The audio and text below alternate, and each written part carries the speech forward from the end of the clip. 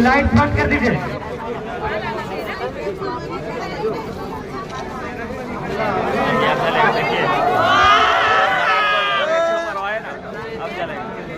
सभी को अपना फ्लैश लाइट बंद रखिएगा।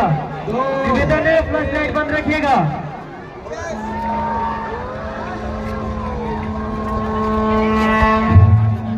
सर्व మానవాళికి రక్షకుడు, మనకు కొండంత అండగా నిలిచేవాడు, మనసులో తలచిన వెంటనే గుండెల నిండా ధైర్యాన్ని నింపగలిగే మహాయోధుడు, అభయహస్తంతో ఎల్లవేళలా మనల్ని కాపాడే ఆ పవనపుత్రుడిని ఇప్పుడు మనసారా స్తుతించుకుంటూ శ్రీ పంచముఖ ఆంజనేయ స్వామిగా అవతారమెత్తిన కథ దృశ్య రూపంలో తిలకిద్దాం రండి.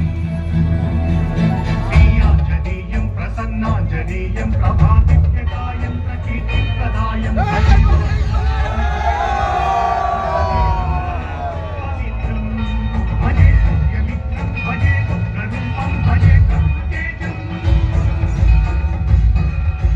అది రామాయణ మహాయుద్ధం భీకరంగా సాగుతోన్న తరుణం.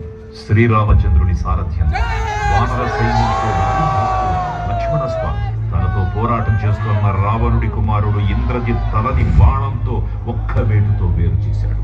ఇంద్రజిత్ మరణ వార్త విన్న రావణుడు ఆవేశంతో ఊపిపోయాడు. ప్రతీకారం కోసం పాతాళ లోకాధిపతి తన సోదరుడు అయినటువంటి మహిరావణుడి సహకారం కోరాడు.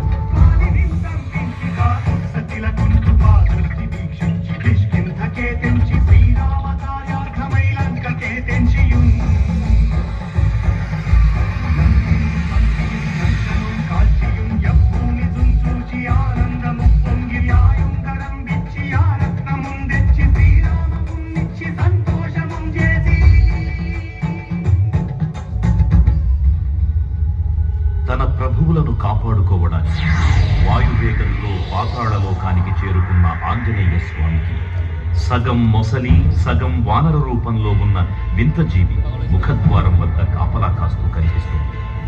ఆ జీవి మకరధ్వజుడు అనే తన పుత్రుడని, మహాసముద్రాన్ని దాటుతుండగా నీటిలో పడ్డ స్వేదవిందుడు ఒక మొసలి గ్రహించడం వల్ల జన్మించాడని తెలుసుకొని ఆశ్చర్యపోతారు హనుమంతుల వారు.